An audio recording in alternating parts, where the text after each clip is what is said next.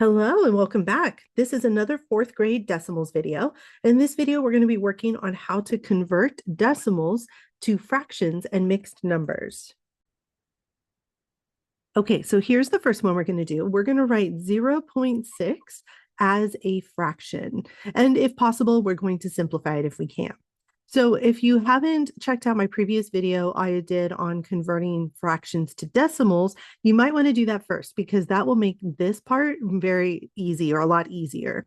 So when we're converting between decimals and fractions, we need to have a denominator to have a fraction. So the denominator is based on where the decimal place value is. So I'm going to go ahead and rewrite 0.6 here. So this decimal ends with a digit in the tenths place. What that means is the denominator of the fraction is going to be 10. So having a number in the tenths place is the same as having a fraction with a denominator of 10. Then I just have to put the number that's there right on top of it. So basically 0.6 written as a fraction is 6 over 10. From there, I can go ahead and simplify it if I'd like, where I could divide both the top and the bottom by the same number. I can divide 6 and 10 both by 2. So if I do 6 divided by 2, I end up with 3. And if I do 10 divided by 2, I end up with 5.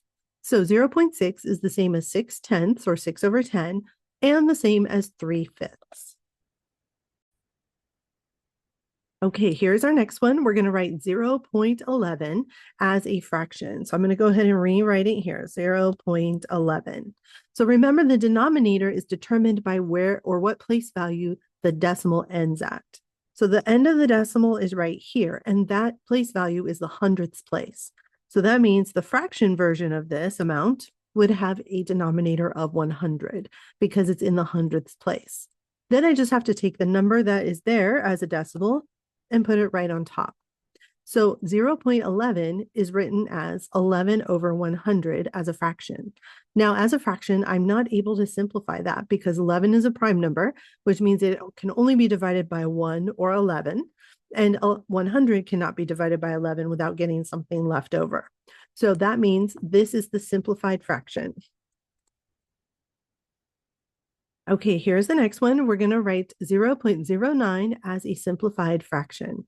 So again, I'm going to write 0.09, and the denominator of the fraction is determined by the ending place value of the decimal. So since the decimal ends right here, that is the hundredths place. So this fraction will have a denominator of 100. Then I just have to put all those numbers on top. So 9 here. Now I didn't put 0 because 0 is just kind of a placeholder or a filler. So I didn't put that.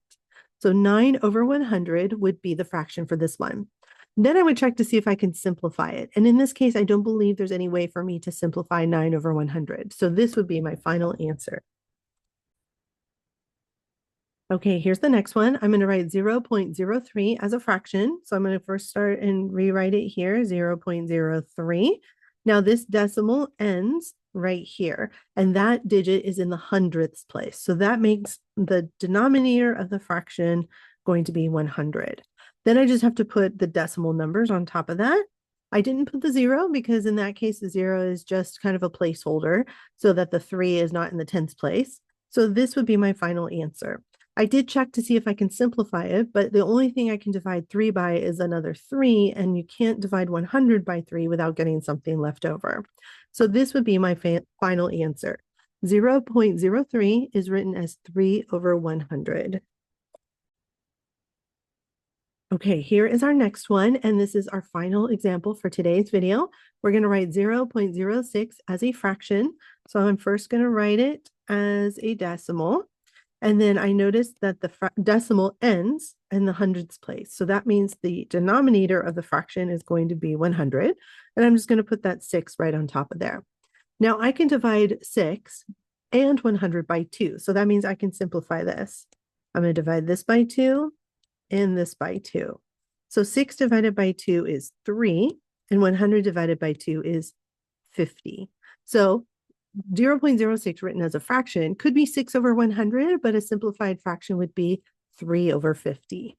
All right, you guys, thank you so much for joining me today. I hope to see you in another video soon.